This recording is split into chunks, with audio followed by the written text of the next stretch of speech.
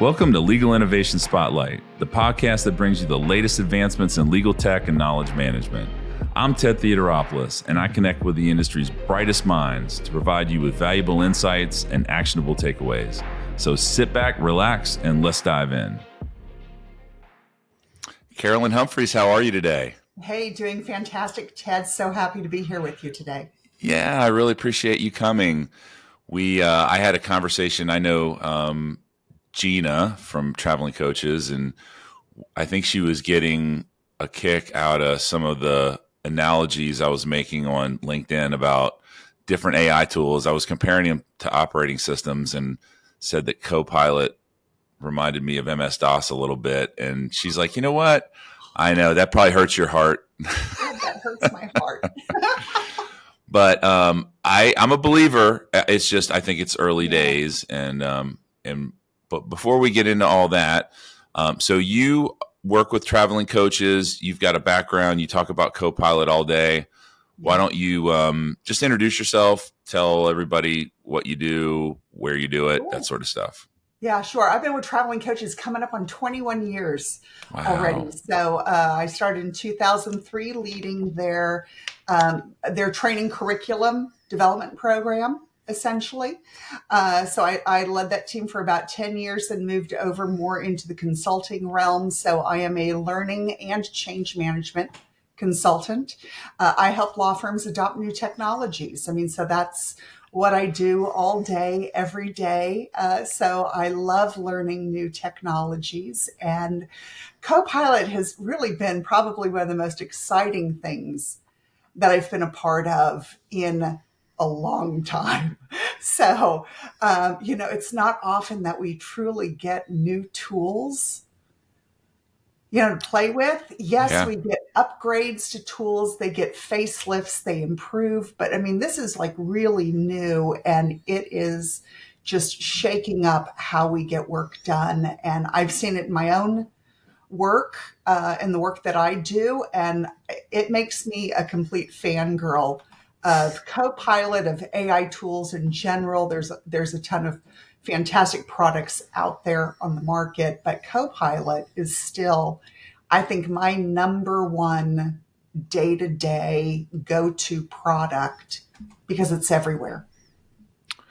It is. Microsoft has really, I think, gone a little bit overboard. And by a little bit, I mean a lot. They're redesigning keyboards to put a Copilot button, which, hey, look, I think Copilot has a very bright future. But when you talk about putting keys on keyboards, I start to have some antitrust flags. Like, wait a second, what about does ChatGPT get a button? Does Claude get a button? But I am bullish on, I have to say up front. I used to work at Microsoft. Like I'm a Microsoft. I was on the SQL team there. I was a .NET developer. I have a really strong background in SQL Server. I was coding back in the Visual Basic days, like VB4 and Visual InterDev, banging out code in the 90s. So I'm a longtime Microsoft guy. So I know they'll be successful. They have a track record of being successful in the long term, even where they, stub their toe along the way. Like, let's be honest, they have not done well in the browser space. But you know what? I'm an Edge user now, and I love it. But their browser sucked for a long time. It did. And I was a Chrome person forever. And it's only until Copilot that I became an Edge person. Yeah. Yeah. So, and it's not that I can't use Copilot in Chrome, because I absolutely can. But the new Copilot and Edge button, having it right there when I go to Bing.com, go to the Bing search, it's everywhere that I'm working.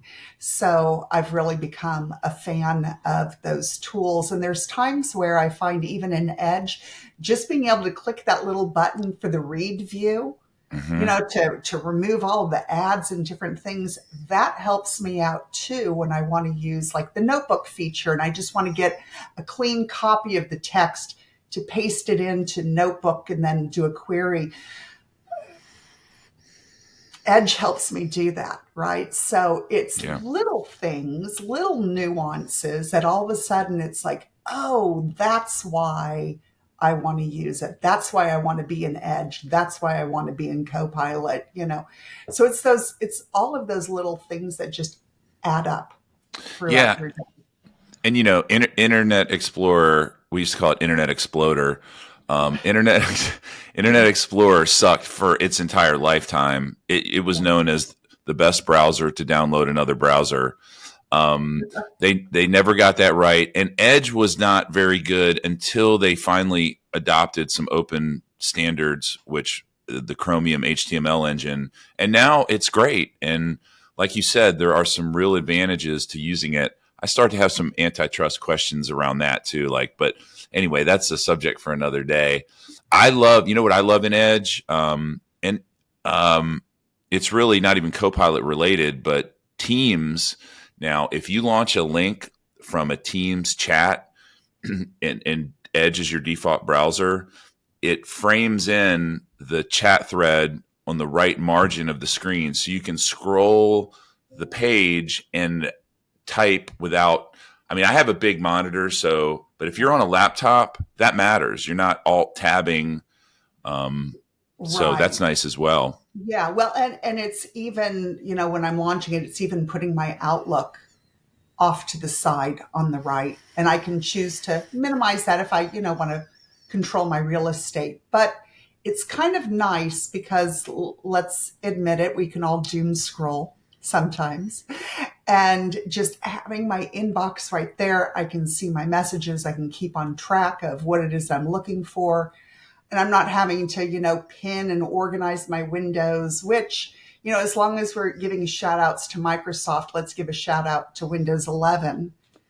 And the options now on your maximize button to go and arrange your screens. Boy, I use that every day, all day.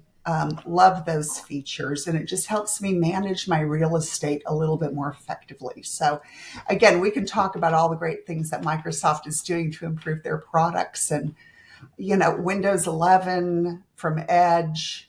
I've been a Teams fan since 2017 when I started using it, and I feel like Copilot is just that next step of I think of Pinky and the Brain. What are we trying to do? Take over the world in a good way, though. The Microsoft suite of products are just really outstanding. Yeah. Yeah. So, well, let's dig into that a little bit. So, you're a Copilot expert. You know way more than I do. I consider myself pretty well versed on AI tools broadly. So, Yeah. I've used most of the LLMs out there. Anthropic, OpenAI, Mistral. I have not with Llama, Gemini. So I'm like a mile wide and an inch deep, and I think you've got a lot more depth on the Copilot side. And I'm very busy, as many people are, and I have not invested a tremendous amount of time really training on any of the models specifically. I read a lot and I understand what some models are good at better than others, and I focus my attention there. But I have found, so the LinkedIn post that Gina and I were giggling about was from where I sit, Anthropic feels like like Claude feels like using a Mac, ChatGPT feels like using Windows, and Copilot feels like using MS DOS. And let me explain what I mean by that. And by the way, I made up the Copilot and MS DOS thing, but there was an article that I read that made the metaphor between Mac and Claude and Windows and Copilot. So let me tell you what I mean by that. So Claude is very, well, first of all, the output is very, if you're looking for writing, the output is much less flowery and fluffy than Mhm. ChatGPT. I'm a big fan of the Claude projects they're like custom GPTs where you can apply training materials to them. They don't have nearly as much headroom as what you can throw at a custom GPT in OpenAI, but I find that the output is still just as good. So the user interface just feels easy, natural. Copilot, I'm sorry, ChatGPT, like again, a good example, or custom GPT, what you can throw at it, big context windows. You can throw native Excel files. With Claude, you got to convert them to CSV. And with Copilot, I have struggled. I bump my head and then I find myself falling back to either ChatGPT or Claude. And let me give you an example that I really thought Copilot would do well at, but it didn't. I took the ILTA 2014 roster and said, how many people have the word innovation in the title? And I asked Copilot that question. There's like 15,000 rows in a spreadsheet, not big. It performed that task fine. Then I said, the next question was, group the job titles by seniority. And I gave examples like C-suite, director, manager, analyst, attorney. It didn't even know what I was asking. It was just like, does not compute. So then I was like, all right, let me try the same thing in ChatGPT. So I uploaded the Excel file natively, didn't have to convert it, asked ChatGPT the same thing, and it did it. It didn't do it perfectly. It bucketed far too many in other, and I had to reprompt and refine. So neither one of them did it perfectly, but that was kind of a head scratcher. Like, man, Excel, I expected better out of Copilot. And I have some other examples, but I don't know. What has your experience been in the ChatGPT versus Copilot world? In that example, were you in Excel using Copilot to do that? So I probably would have gone to just a standard in-edge kind of a Copilot window instead, just like you would use a GPT tool. Because when you're using Copilot in Excel, it's really not going out into the web and looking for that. And I would want to know if whether or not you allowed web content to be used when you were writing that prompt. So there's a lot of factors, because when you're using Copilot within your applications themselves, it's really grounded more towards your data. There's an option oftentimes to allow plugins, and you can choose web content, and that's going to expand out that answer a little bit more. But Excel's really just not the place to do that task. So if you were to take that data and then copy it and paste it and put it into a Copilot in Bing, Copilot for Edge, go out to copilot.microsoft.com. If you were to have done that task there, I think you would have gotten better results. And so that's where understanding where you should go to perform a task really makes a difference. Yeah. Now, Copilot in Excel, it can do some really great things when you need to clean up data. So I have, first name and last name in one column. I want to put those in two columns, or I want to be first name, then last name instead of last name, then first name. I was doing a session with a client on Excel, and one of the paralegals said, hey, every Friday, I need to generate this narrative. So I have this spreadsheet, and each row of data, I have to write a narrative weaving all of this data into a cohesive sentence. And I have to do it for every single row, and it takes me hours to do that. And there's at least 8 of us in the department that every Friday we have to do this task. And it just sucks. It is one of those soul-sucking tasks, right, that sometimes we have to do. And he said, can Copilot help me? And it took just probably about less than 10 minutes to figure out what that prompt should look like. But now they can do that task in 20 seconds using that prompt. So that's something that, if you had to copy that data, paste it into ChatGPT, like at the point where you're having to copy and paste and you're opening up multiple windows in order to get the job done, that's the part where you got to pause and say, oh my gosh, there's got to be a better way. So anytime that we can perform a simple task right there in our data where we're working, to me, that's the better workflow. Yeah. Of course, quality, we always have to look at, am I getting the quality at the end of the day that I desire? But for this, it was a pretty simple task, but it's going to save 8 people hours worth of work every single week. So you start multiplying what that return on investment is. That product, I mean, it's paid for the Copilot license at that point. Yeah. So that's where Copilot is that standout tool, and I like to use the example also of anyone that's working in PowerPoint and creating presentations, which is me. I do this all day, every day, that I am creating presentations. I'm creating, different things. And Copilot in PowerPoint is absolutely amazing. Because if I have a file that I'm basing that presentation off of, I can say create presentation from file. And I just did this last week. First, I started off with having Copilot help me craft the presentation into a Word document. And then once I was done with all the bullet points and everything, key points that I wanted to make, then I took that file and in PowerPoint said, okay, create a presentation from file. It does it in 30 seconds. And I mean, this was, it ended up being a 30 slide presentation, and it gives me speaker notes. And then I can even massage it a little bit further using Designer right there in PowerPoint. It saved me days worth of work. Yeah.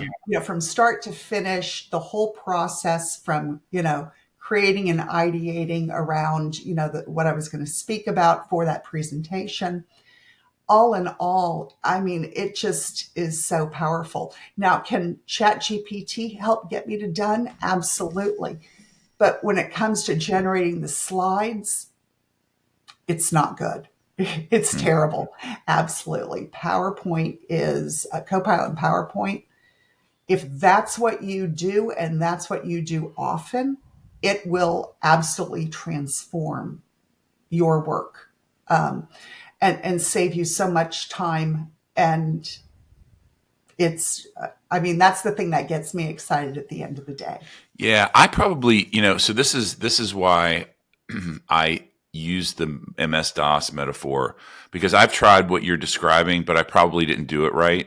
And I didn't have very good results. So, Ted, I've got training for that. Yeah, I know. Right. See, that's the thing. I'm lazy. I just wanted it to work.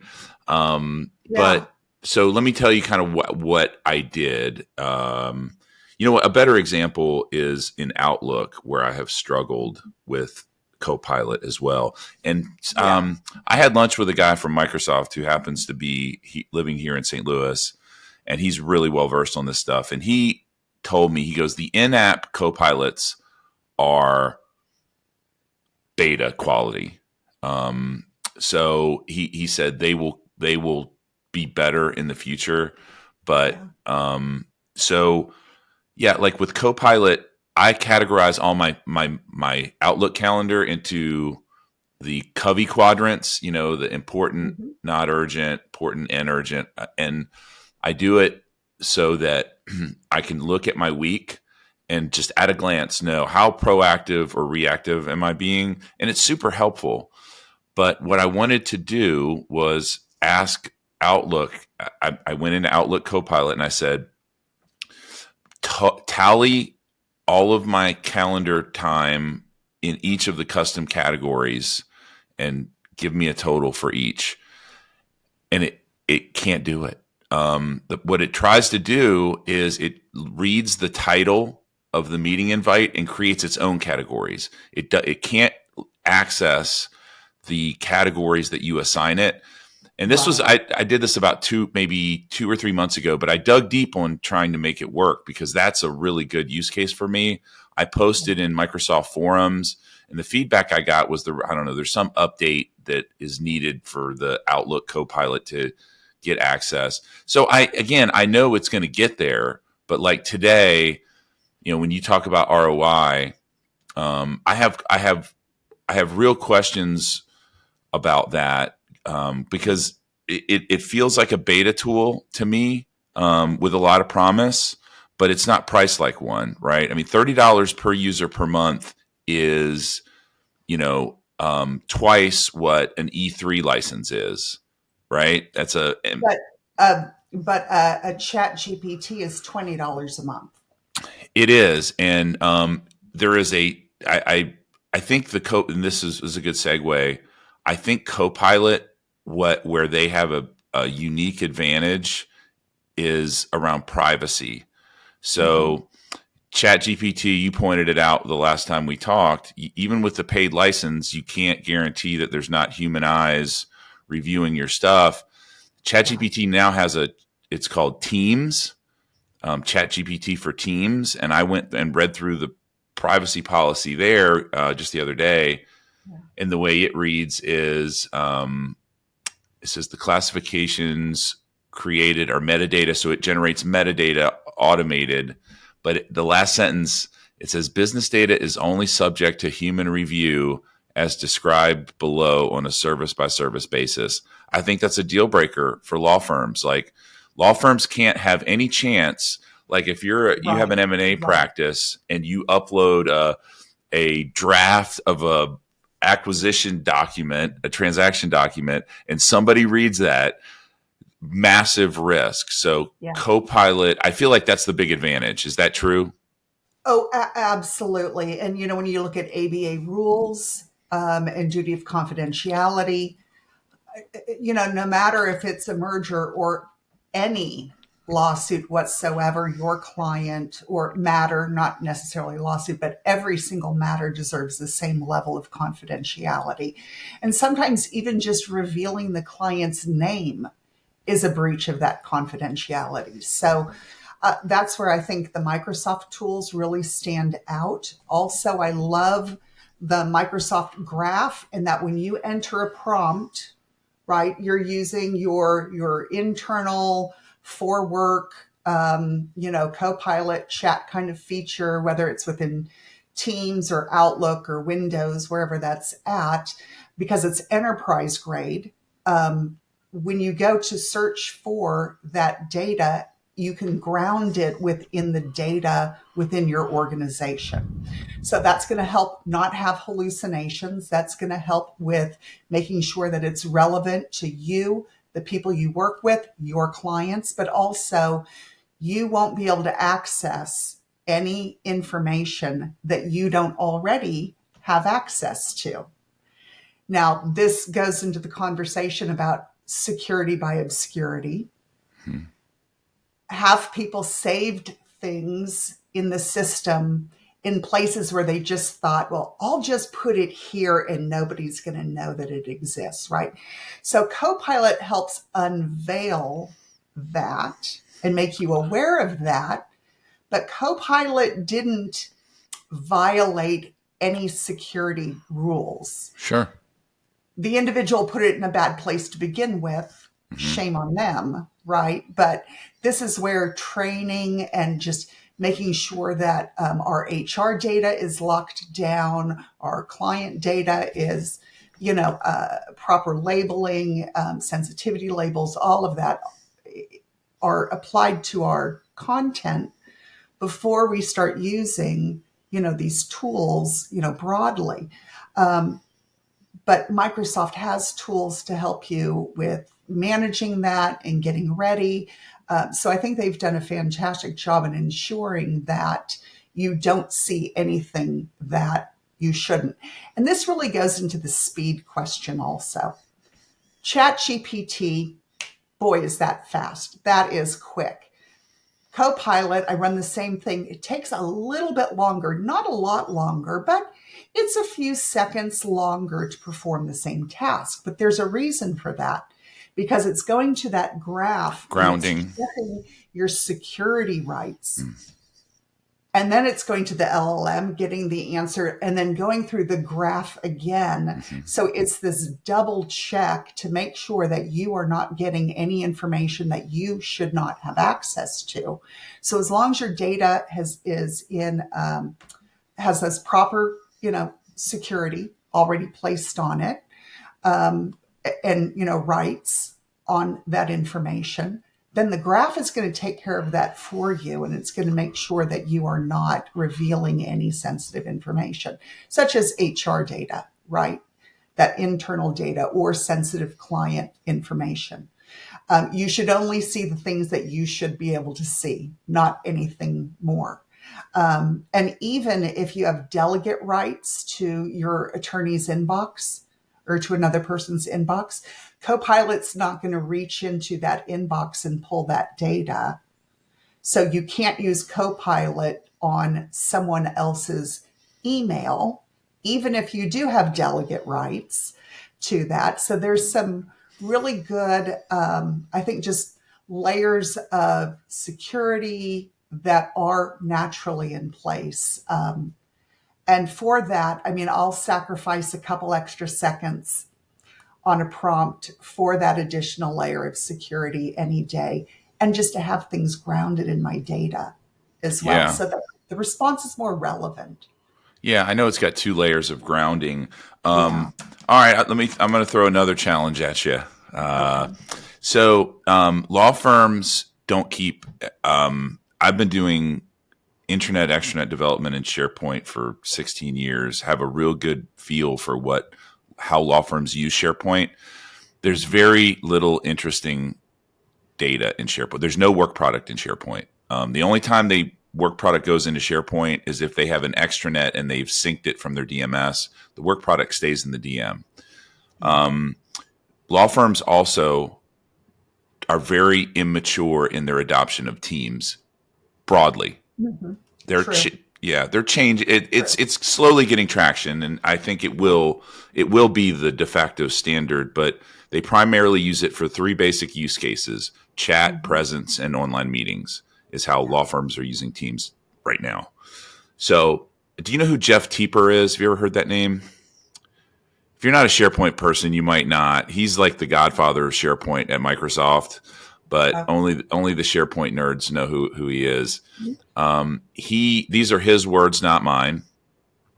He says that Teams is the biggest engagement surface for Copilot, and SharePoint is the biggest data source for Copilot.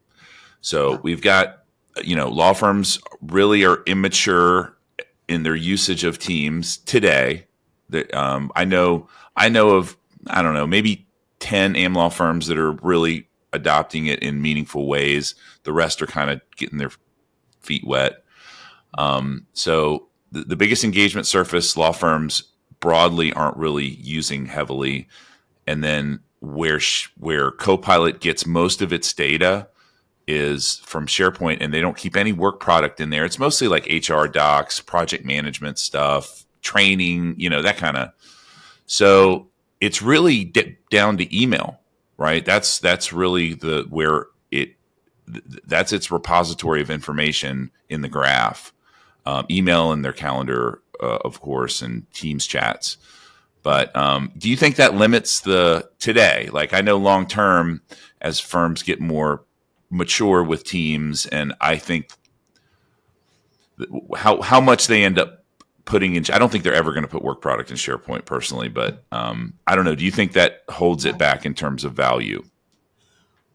So a couple different things. One, in Copilot, you have the Copilot Studio, and there's the option to have some connectors that go into your CRM system, connectors that go into Smartsheet, connectors that go into even your document management system, like iManage and NetDocuments. And I think as those tools and that functionality grows and improves, I think that's going to be the game changer for Copilot within firms. Because you're absolutely right. Your data has to be in a place where Copilot can access it.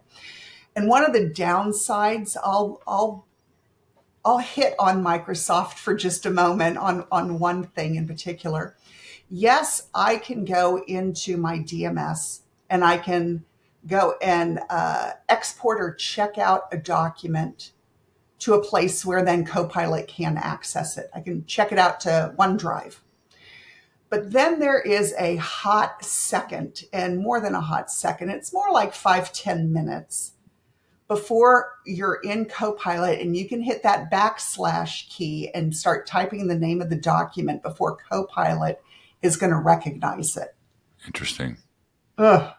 That's the point where it's like, I'm getting impatient. Yeah. So it takes a minute for like OneDrive to sync so that Copilot can then access that document. Now, it does help if you immediately open the document, click the save button. Like there's some things that you can kind of do to speed that along. But really, that is the number one thing that if I could fix and speed up that process, I would. So for those of you out there who might know more about OneDrive and whether or not you can speed up the syncing process, maybe instead of every 5 minutes, 10 minutes, whatever that is, can we speed that up a little bit? Because that is the gotcha. That's the big gotcha. You know what? I'm so Yeah, glad you brought up OneDrive. yeah. Because what if, before we move away from OneDrive, what happens if your information governance policy prevents you from using OneDrive? Like you have to, you have to have like Copilot in Excel doesn't work unless the worksheet is in OneDrive. I can go to my copilot.microsoft.com. I can go to my Copilot in Bing. I can go to my Copilot in Edge, and there is an attachment option where you can specifically attach a file. So if it's just living in your downloads folder, you can attach it. So there are ways around that. But if I'm in my Word document and I want to reference a document in my Word document or in my PowerPoint, and I want to use that backslash feature, that's the only way to do that. So it is kind of it's a delay. It's not a complete showstopper unless you don't have access to OneDrive at all. But OneDrive is, I believe, a requirement for Copilot, and having Copilot for Microsoft 365.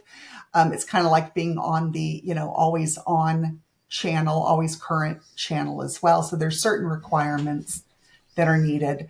And Microsoft's very transparent about that. You want to get the most out of Copilot. This is what you need to do to get the most out of it.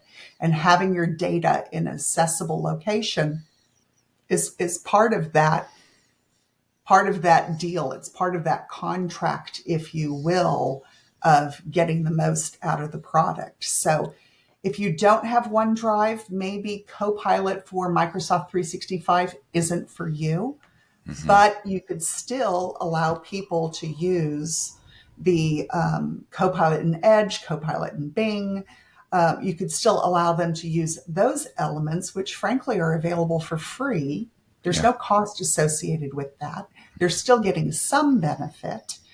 You just need to make sure that they're aware that they need to log in with their Entra ID, their Microsoft ID, so that it's protected. And I think that's part of the key education around these tools is how do I make sure that it's protected, that I'm working securely, and I'm getting the greatest benefit overall. Okay, I think we just hit on a really important point that people are going to want to understand, because most big law firms, OneDrive is a showstopper. That's a no-go, like in terms of client work product. And let's be honest, if I think there are. So let's recap that. We share clips of the podcast on LinkedIn. I think this one's going to make the cut, because in order to get the ROI out of Copilot 365, you need to leverage OneDrive. Is that accurate? Oh yeah, absolutely. Okay. Absolutely. Yeah, I think that's going to be a key thing. I'm not sure everybody knows that. But, Ted, one of the great things that I see many firms doing, we know that sometimes attorneys like to save things to their local drives, right? So, as What? part of an Really? information governance policy, oftentimes those drives, your My Documents folder, is then actually linked to your OneDrive for Business, and it's backed up daily. So oftentimes it's part of an information governance policy that we see in place. So I do come across some firms that are absolutely no OneDrive, but then I come across many that are using OneDrive for that backup because they know attorneys like to save things to their My Documents folder, and they're not saving them in their document management system. So, it's there's decisions when it comes to information governance. There's a lot of decisions to be made. Yeah. Interesting conversation. Yeah. Yeah, I'm curious what the size law firms are that you see that allow this, because the big ones, Oh, it's um, good ones. yeah, that It's good surprises ones. me. All Yeah. sizes across the board. Um, I don't know the exact. I'm sure ILTA probably has some type of a tech survey that they've done in the past that probably has that information Yeah. available. But I think that would be an interesting statistic to look at and to unveil because it Yeah. does impact whether, how valuable Copilot is going to be to you at the end of the day. Yeah. So if you're what I think is a typical AM law firm, this is my perception. Um, Not using Teams in a very mature way, have no work product in SharePoint, can't use OneDrive because of your IG restrictions. Yeah. Off Copilot 365 is you're not probably not ready for it. Yeah. No, I mean, at the end of last fall, I was working with a firm that was doing a major Teams rollout, and it included OneDrive. And this was a very large firm with about 2,000 employees. So, yes, we do see those big firms using OneDrive. Yeah, And many of my big firms in the um, thousands are using it. So, that surprises me. I think I know things are moving to M365 slow. Like that has been a major holdup for us. So InfoDash only runs in SharePoint Online. We couldn't run on prem if we wanted to, because we need the yeah. graph. We access the Office graph very heavily. So we are so many of our clients and potential clients are in the process of their M365 migration. Usually the sequence of steps are they'll put Exchange in hybrid mode. Exchange almost always goes first, which makes the most sense. It's the highest impact. It's like get those on-prem mail servers into the cloud. That's just like a no-brainer. So that's usually step one. And then subsequent steps, they start moving ancillary workloads like SharePoint into M365. And that's where we are in a lot of the journeys. They've already done messaging. Now they're starting to do those ancillary M365 products, and with SharePoint. And let's be honest, SharePoint, Teams, and OneDrive, they're really just different sides of the same coin. I mean, all the storage in OneDrive storage is SharePoint, and Yes. Teams storage is OneDrive. So it's really hard to. They're Yeah. very If tightly I'm in coupled. Teams and I share a document in a one-to-one chat, where does that document live? It lives in my OneDrive. Mhm. So you have to have a OneDrive has to be part of the equation, Yeah, right? And yeah, so I mean, I do see more firms because they want Teams adoption yeah, and they want to use these tools across the board and they want to have a strong cloud strategy. And frankly, they want to have a strong information governance strategy right. that they are introducing, these additional features. So, another large law firm I'm working with, they're going to be rolling out Windows 11 soon. OneDrive is part of that strategy. So Yeah. we are just seeing it more and more. I mean, it would be music to our ears, like, right? Because again, OneDrive is SharePoint, and our product is built on SharePoint. I have just seen a very strong resistance, especially to the firms that serve financial services clients, right? Hmm. They seem to be the ones, that industry seems to be the most restrictive in terms of their outside counsel guidelines. Yeah. So yeah, they're just, I would say, the AmLaw 100 firms that serve financial services, they are just now telling their financial clients and willing to lose business as a result. We have 2 customers in our pipeline now that have said, we have a handful that are still saying no, and we're telling them we're going, and we're just going to live with, if they go somewhere else, they do. But where else are these banks going to go? Like, everybody's moving to the cloud, right? All of your panel Yeah. firms are going there. So they just got to get comfortable with it. I mean, I would think it would be more secure, Yes. our big DMS providers, our iManage, our Net Documents, right? Um, they're in the cloud. They provide amazing security. So I think this is just all part of that overall information governance, conversation. But when we're going back to Copilot, think about Copilot Studio and the ability to link into your CRM system, Hmm. to be able to link into Smartsheet. So many project managers within law firms are using Smartsheet. Totally. Again, another cloud-based technology. So, Yeah. as we look at those plugins, and when I'm, entering a prompt, I'm working, I've got my little work toggle on, when I'm using Copilot. In that prompt field, there's a little button in the prompt field. It has like 4 squares, kind of like a little waffle button. That's your plugins. And you can click on that. And you can, if you have any plugins available, one of which is web content. Do I want to also look at content out there on the web and bring that in to this response? Or if I have these plugins to my CRM, to my Salesforce, to Smartsheet, I can turn that on right there and now get even more meaningful responses. And it's just as easy as flicking a couple switches and toggling on some options. So my question is, why wouldn't you? Because I think that's really where the power lies. If I'm an attorney and I'm working on my business development, all of a sudden to have access to all of that data that lives in my CRM system, that's pretty powerful. Yeah. No, and for sure, Copilot Studio brings an interesting dynamic. Again, Yeah. that's a place we play. We InfoDash, we say we're DoorDash for your data, right? So we reach into all those back office systems and pull them into SharePoint. We also integrate with Azure AI Search. So we're using Azure AI Search and Azure OpenAI to create like chatbots. For Right. we have one client who has uploaded all of their policies into into SharePoint, and now we've created a bot where you can, any sort of policy like expense reimbursement, time off, travel, all that sort of stuff, and it's going really well.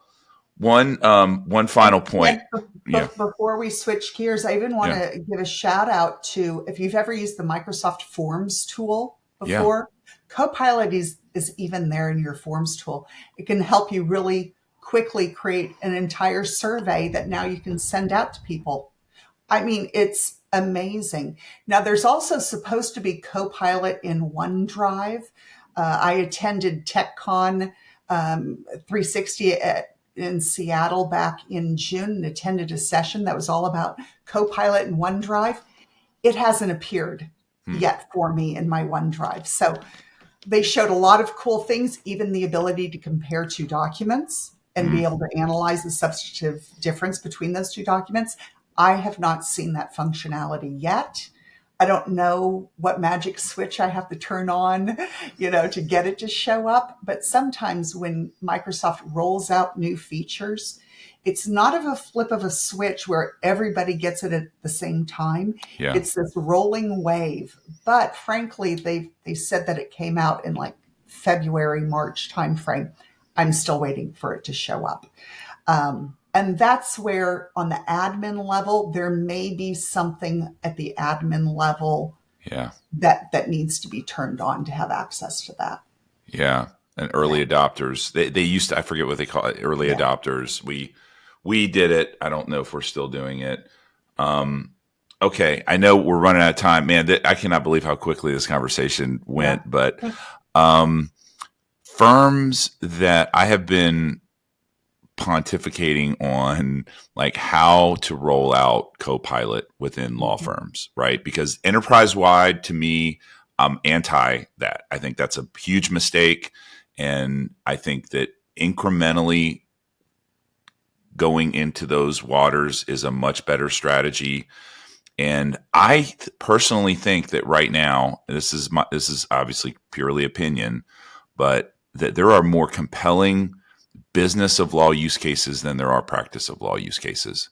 Like the things that you described about, the spreadsheet with creating the narrative, and it's the lowest risk, right? Like there is more value on the practice of law side, right? That billable time is worth 10x what your back office staff costs probably are.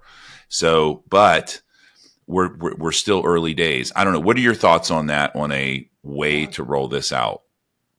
First, look at the use cases. What is it that people are needing to do? What is ultimately that use case? What type of work are they doing day in and day out? Copilot is a generalist tool. It's going to help you do a lot of little things.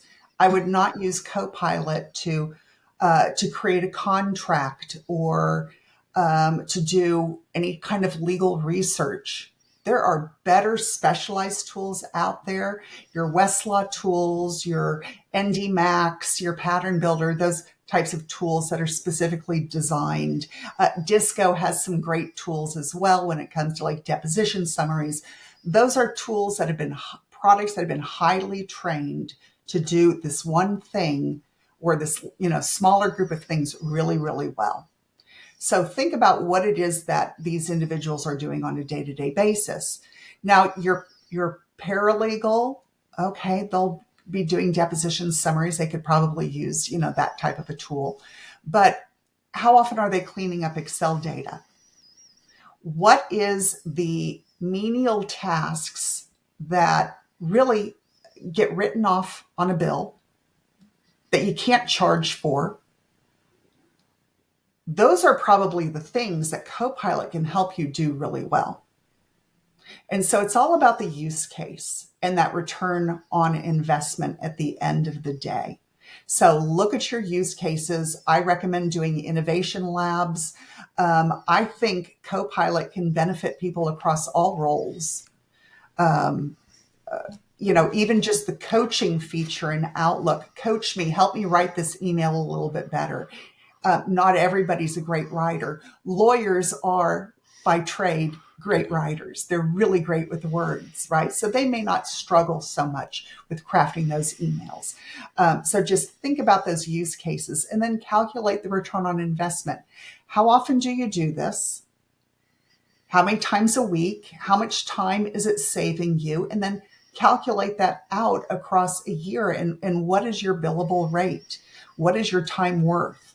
Because if we can use tools to free us up for more higher value add work, more creative work, more thought leadership, connecting with clients, whatever that looks like based on your role, then I think that dictates what tool you should choose and what tool would most benefit you. So I think it's just a matter of thinking through the work and then identifying where you need the lift.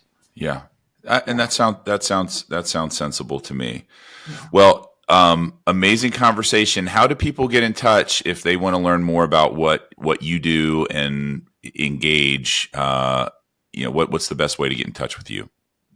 You can go to our website, travelingcoaches.com, or you can reach out to me directly at C. Humpherys, my first initial, my last name, C. Humpherys at travelingcoaches.com. Either way, happy to have a conversation with everyone and just help you in your journey of Copilot adoption and AI adoption as well. Yeah, I think a lot of firms need help. I really do. I see a lot of trial and error, and having a little bit of help navigating landmines goes a long way. So, good stuff. Throwing a tool on someone's desktop and saying, "Hey, here you go," doesn't work. No. It doesn't work. They need a little prompt engineering first, and they just need to understand the landscape and how to be successful with that tool to get them started. And then they're off to the races. Yeah, good stuff. And you can help with that. Okay, well, great. I'd love to, as the tool matures, have you on at a later date because it changes so frequently.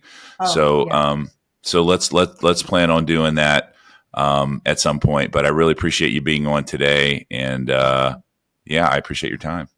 Terrific. Appreciate it, Ted. Thank you. Thank you. All right, take care.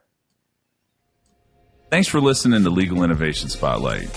If you found value in this chat, hit the subscribe button to be notified when we release new episodes. We'd also really appreciate it if you could take a moment to rate us and leave us a review wherever you're listening right now. Your feedback helps us provide you with top-notch content. Want to dive deeper into the world of legal innovation? Connect with us online at getinfo-.com, where you'll find additional resources and articles. You can also follow us on social media at getinfo- to stay updated on the latest news and insights in the field of legal tech and knowledge management. Once again, thank you for joining us today on Legal Innovation Spotlight, a fireside chat series hosted by InfoDash.